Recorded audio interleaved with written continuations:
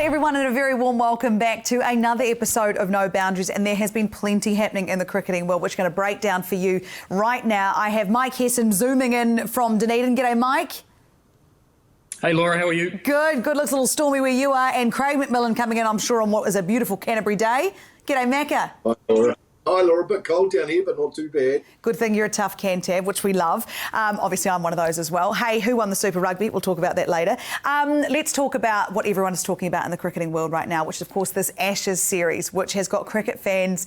Geez, I tell you what, they've got them talking, that is for sure. And as Brendan McCullum and his men said to us, they were there to entertain. Boy, have they what. The completion of that second test match at Lord's was met with much controversy. It was exciting, it was riveting, it was bizarre at times. Hess, I'll start with you. How do you feel that England actually played it? Because in the first couple of days, well, actually, I think of the first day, Kevin Peterson, former England cricketer himself, was very, very outspoken about how disappointed he was in the way England even approached the day, winning the toss, huge advantage, overhead conditions. You'd have to think that everything was in England's favour. But it didn't look as though England were chomping at the bit to get out there and bowl to these Aussies. In fact, the Aussies bet them out onto the ground, and KP thought that was unacceptable. And I kind of see his point to an extent. It was interesting to see the body language, because I think that speaks for so much about how a team approaches the match. Having the Aussies beat the English out there was a little bit odd. Oh, look, it was, I guess. I mean, look, the English really turn quickly on each other, don't they? Which is probably the thing which is really unusual to see. I mean, a week or so ago, they were absolutely pumping them up, and now they're looking for anything to sort of critique and have a crack at them. And I saw even throughout the test, I think they were having a crack at the English batters getting out of the short ball, and then KP himself, once a couple of Aussies got out to the same thing, then started having a crack at them.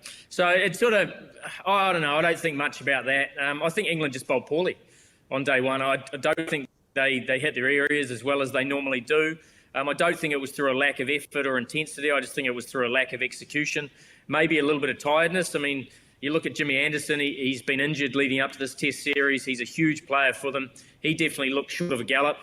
And to be fair, the rest of the teams, other than Tung, who I thought was really impressive in the first innings, the other two looked a little bit flat from an execution point of view and from a pace perspective. So, but what a great test match. We thought the first one was pretty good and had a few talking points, but I'm sure we'll get to a few others in this test match because it was a heck of a 5 days. It certainly was. And I guess we'll keep talking about England's performance in this test, Macca, and you being a former batting coach yourself. What would you be saying? Because obviously, as Hess said, they are very quick to turn on their own, the English media, the English former players. But when you looked at some of the shots, the decision-making of the England batters when there was work to do and a test match to save and a test match to be won, what did you make of it? What would you be saying to the lads? I mean, were you thinking maybe they took Bazball to the extreme? Was it just that it didn't pay off this time? What was it that they were missing, perhaps, in that first innings, I think, particularly with the bat?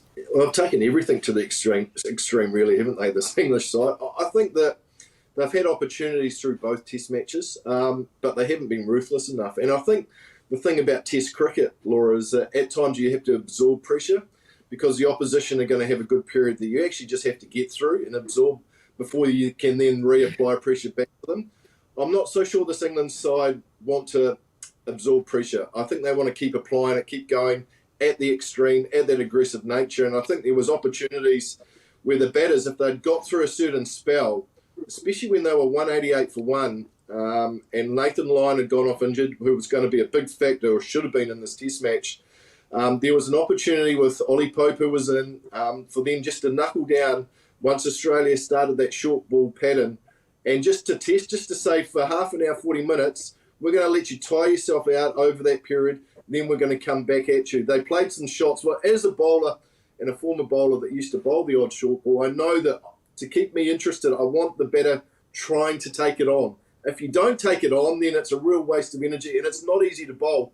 Quite fascinating, and I'm sure Hess will agree, that both sides, usually you have one player in a team that will bowl the short ball stuff, like a Neil Wagner for New Zealand, but both attacks did it consistently and continually. I think England bowled 98% short balls in that second innings, which is unheard of. So from a batting point of view, I thought there was opportunities. They didn't make the most of it, and it hurt them because they needed a first innings lead. They had that opportunity at 180 for 1, and they didn't make the most of it. And that's the difference between the two sides, because on day one, when conditions were tough for batting, Australia absorbed the pressure of that England bowling. They got through that first session, didn't lose too many wickets, and then reapplied pressure later in the day. Macca, when you look at the Australians, and there was a bit of controversy when they were in the field, and it started on day 4 with that catch to potentially dismiss Duckett, who I felt so sorry for missing out both times on his century. He just did so well in both innings after missing out in the first test. To come back and bat like he did at Lord's, I thought was brilliant. But the catch from Stark when he was in motion, but he dragged the ball along the ground. I mean, rules are rules, and we'll talk more about rules on day 5 in a minute, but rules are rules. I mean, I think particularly Glenn McGrath was most upset that this was given not out, but that's certainly what it looked like to me. Yeah, Glenn probably doesn't quite understand the laws of the game, and to be fair, there are so many that you can understand. It's hard to keep up, but no doubt there wasn't a catch. It was Stark was in control, made the catch, but his body was still moving, so there was no control there in terms of his movement. So interesting that generally players, when they are sliding like that, they turn their palm up so that they keep the ball away from the ground. It's the first time I think I can remember for quite a while that a player's been quite happy to turn their palm down and just slide with it. But they got that right, even under criticism. Generally players will try and slide or turn on their shoulder to keep that ball off the ground, whereas Stark was quite happy just to slide it along. So there was no fingers underneath it. Good decision. But that was the start of really things getting a bit spicy in the last 2 days, wasn't it? Spicy is the best word to describe what happened on day 4 and 5 of this test match. And I think it made such captivating viewing. I'm exhausted. I haven't slept. I just couldn't stop watching. I was literally glued to especially that day 5. And I guess we should really break down what you think of the Bairstow dismissal. So seemingly after losing Duckett after a superb first session up until drinks, all England had to do on day 5 was just to sort of keep at it. And you had to think with Duckett and Stokes at the crease, anything was possible. It was all a bit too close to home, I guess, for Australia, having headingly the Ashes a few years back when Stokes just took the game away from Australia. That was around the same time as this. There was a bit of an anniversary sort of floating around, and I think a few of the Aussies might have read some of the papers on that. But with those two boys at the crease, you had to think anything was possible. And even with Bairstow, we know he could be brilliant with the bat. But to be dismissed like that, yes, absolutely, I believe in the rules of the game, he was out. But is it in the spirit of the game? Yes. Yeah, look, I don't think it was against the spirit of the game at all, really. I mean, there was an over of bounces. Basically, Bairstow, he managed to pull one for 4, and then afterwards he ducked all of them. And I think it was 2 or 3 balls before, he basically just tapped his bat down and started walking down the crease. And obviously, Alex Carey thought, well, that's a no-go, really. So you could see Carey took the ball, he took it on the bounce, and then just let go of the ball straight away. It wasn't like he waited for him to leave, he just threw it. And Bairstow, he didn't even turn around and look at the ball. He just sort of put his foot back in the crease and then just started wandering off down the wicket. And I think to everyone's surprise, including Bairstow, obviously he threw it. And then he must have thought, what have I done? I mean, he must have. Like, he can't have thought, he didn't hear over. I was sort of waiting to hear over, but it was just so quick. It wasn't like there was any form of delay or anything. And look, I'm very much supporting England in this series. I think that will make it a greater series, but I just can't defend Bairstow in that instance. I just think it was a pretty obvious dismissal, just like the Stark one was, as Macca said. I was miffed the fact that Stark even thought it was out when he saw the replay. So there's clearly a lack of understanding of the laws of the game. I really don't think it's the spirit of cricket in either instance. But yeah, obviously the members did. They were pretty upset about it. Stuart Broad, when he came out, he certainly had a bit of a dip and was, he was probably taking it a little bit too far. But obviously he was upset about it. The feeling in the changing room was clearly discontent. But to me, it was a pretty obvious dismissal. Geez, I tell you what, Broad coming out having a dip and making sure he made a very pointed effort to make sure he was in his crease until everyone said over. And it all added to the drama.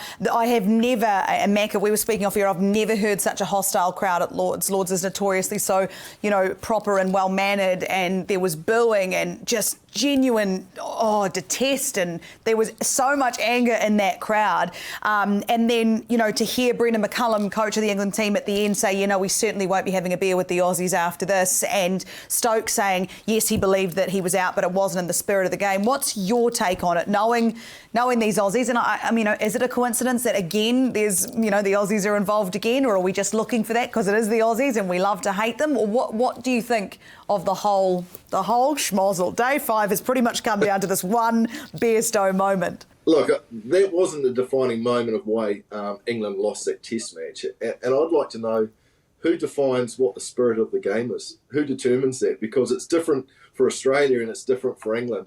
I think that as a batter, your job is to stay in your crease. And if you did that, and if Bairstow did that for another 2 or 3 seconds, we wouldn't be talking about this. He started wandering. Yes, he wasn't going for a run, so that will be the argument on the other side, that he wasn't trying to go for a run, he was just walking down to talk to his partner. But as a batter, you've got to stay in your crease for 3 or 4 seconds after the ball's been delivered. And to be fair, as Hes mentioned, Carey threw it straight away. He didn't wait for Bairstow to start moving. He grabbed it, gloved it and threw it. So it was Bairstow's mistake, a bad error. Because if Stokes and Bairstow had got together for half an hour, 45 minutes and had a little bit of luck, then England could have got even closer than what they did. So it's interesting. I think Australia have a history, as we know, in terms of perhaps not being the best at the spirit of the game with some of the things they've done in recent times. I think that festered, and that emotion, certainly with this Ashes series, was there. I've never seen Lords, as you mentioned, like that. I've never heard booing of an opposition captain when he's doing an interview like that. And that's something that Australia are going to have to deal with. I've never seen people walking through the long room, the members' pavilion at Lords, getting accosted, getting abused. I guess there's 3 members now that have been suspended, had their MCC membership suspended, which they won't be happy with. But it was just fascinating scenes. But that's what I guess an Ashes series can do. Emotions are high. England are 2-0 down. They've got nowhere to go now. If they want to win the Ashes, these next 3 Test matches are so crucial. And the unfortunate thing for England is they actually bring the weather into play. There is a good chance at some stage the England weather will come into play. There might be a draw. And that's the end of their hope of winning the Ashes. Yeah, it's a certain interesting one to watch the way it all unfolded and to have, I guess, the peripheral, the circus on the outside, the former players, the commentators, everyone's chipping in, everyone's got a bit to say, they're fighting with players, it's all on social media. It is just captivating viewing. As a cricket fan, I can't get enough of it. But what I found most fascinating, I think, in all this was watching Ben Stokes, the England captain, in his role as a batter on that 5th day, the way he just went up and down the gears and then ramped it up at the end. You have to ask yourself, what's he been doing in the last 3 innings that he found the drive and the steel to stay there and do that for his team on day 5, Hes? What have you made of his performance in particularly this Lord's Test? Well, we've seen it before, haven't we, where he can flick a switch and he can just turn a game literally on its head. And he tends to wait until he doesn't have an option. And yesterday was the same. I mean, when he had Duckett with him, when he had Bairstow with him, they were the aggressors. They were the ones that were willing to take the initiative. Ben Stokes was very calm, very lethargic almost in terms of the way he would just nudge the ball into a gap, take a single. There was nothing brutal about it. And then all of a sudden, Stuart Broad came out and he got peppered with a couple of bumpers. He got hit. And then basically Stokes has gone, I'm not having a bar of this. And he tended to like one end. He liked the idea of hitting down the hill into the slightly short side. And initially he took Green down for 3 sixes in an over. And the whole momentum changed. The whole game changed. The field spread. And you could just see the way he was moving around the crease. They obviously had fielders square of the wicket. So he was even manoeuvring himself outside leg so he could basically strap all the ball straight down the ground. Where traditionally you would see a mid-on or a long-on. So he was just finding gaps. We know he's got power, but, when he flicked a switch, he just, look out. And all it needed was probably a little bit more luck. I mean, he got Steve Smith to drop him just after lunch, which is unheard of. They put on 100 for that wicket with Stuart Broad. As Macca alluded to before, they just needed probably a little bit more of Bairstow. They had that. and that would have been a miraculous fourth innings chase, and Stokes would have been the forefront of it again. It was fascinating. I reckon, Macca, if they'd had just that one more green over before lunch, if Aussie had, changed the shoe and whatever had happened, and he'd taken maybe 20 more runs off that chunk that they had to get, I think even that might have made a difference. Yeah, it might have. And then as Hes mentioned, he's done it before. He's done it in 2019 at Headingley, which is the next Test match where England go back to. But the issue for me is England, their lower order aren't really contributing. When you've got Stuart Broad at 8, effectively that's the start of the tail. And actually, Stokes turned down a lot of runs in that partnership with Stuart Broad because he was trying to protect him from some of the short ball stuff. If your tail starts at 8, then it's hard work. So that's an issue for England, and it's something that Australia, I think, have done really well in terms of their bowling attack. They had no Nathan Lyon, who on day 5 would have been turning the ball, would have been difficult to face, being left-handed. Stokes and Duckett would have struggled. They didn't have him, but they still found a way, Australia. So it was an impressive performance.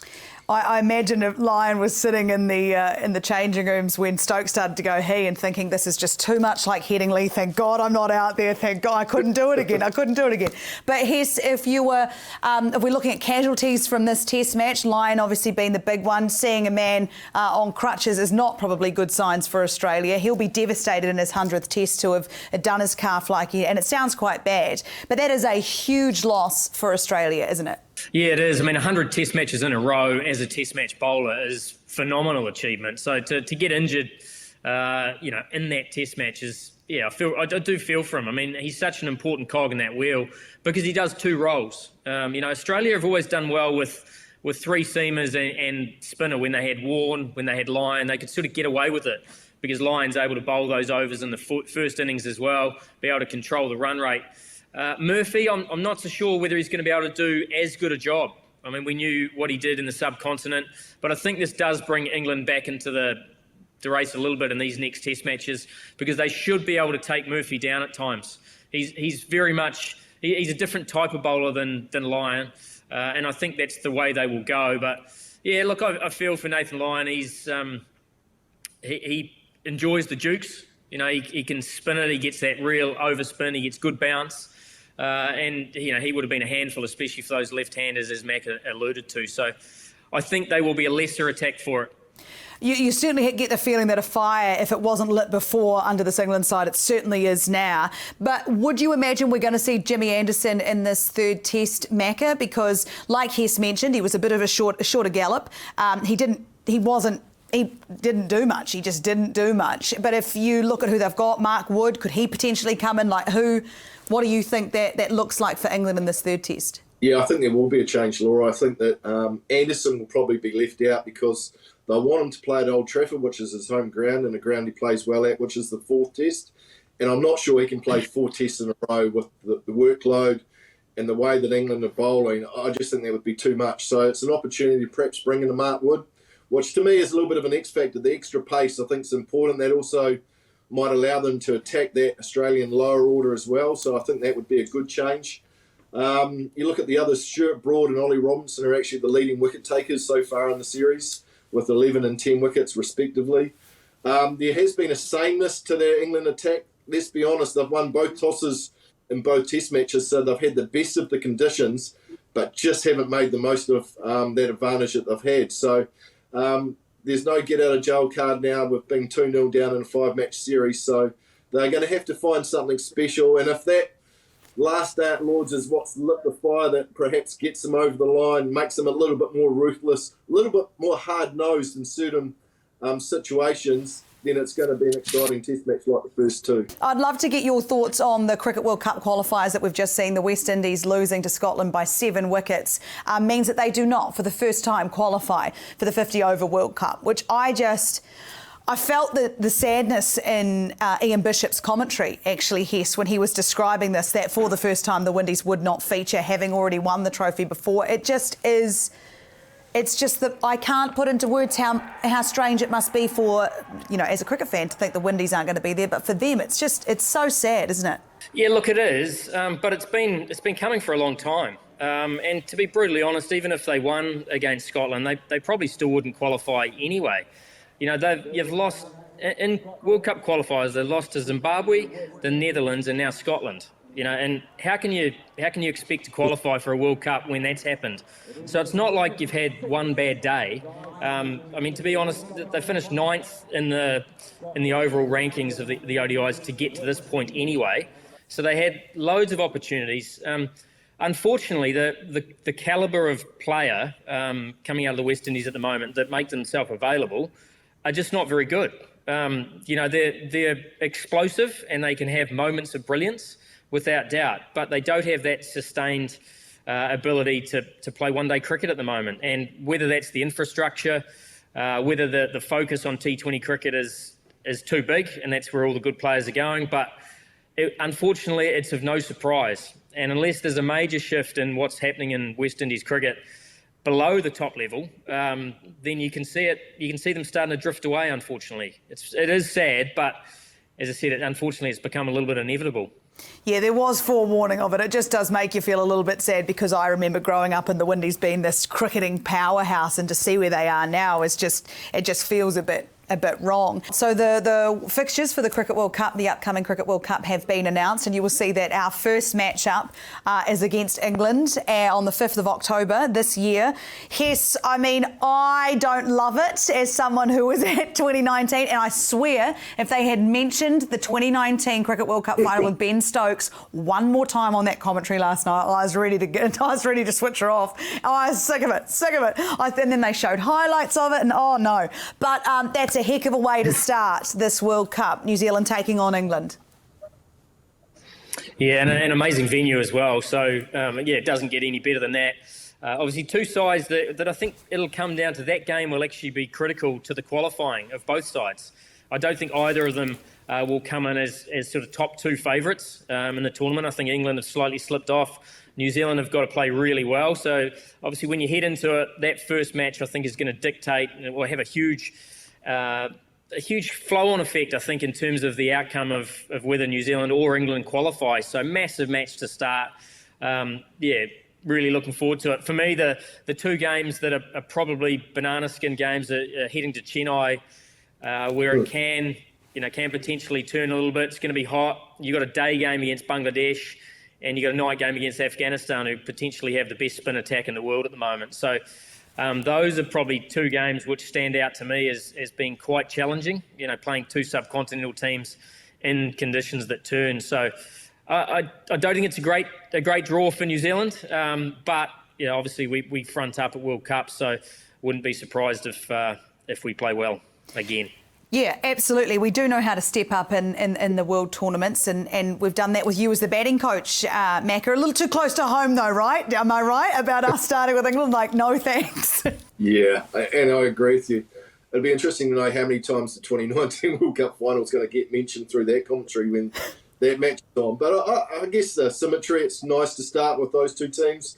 I agree with Hess. I think we've got a tough draw. I think those two games in Chennai on a surface that is slow in turns will suit Bangladesh and Afghanistan, and they're games that if we're not on top of our game, we could drop. So they're early in the tournament as well. That first game, I always find that if you win the first game, you gain a little bit of momentum. So that's why that England game is so important, to gain some momentum throughout the tournament. But those two games, against those Asian sides will be difficult. But I think also India and Australia, we've got them in Dharamshala, which tends to be a bit cooler.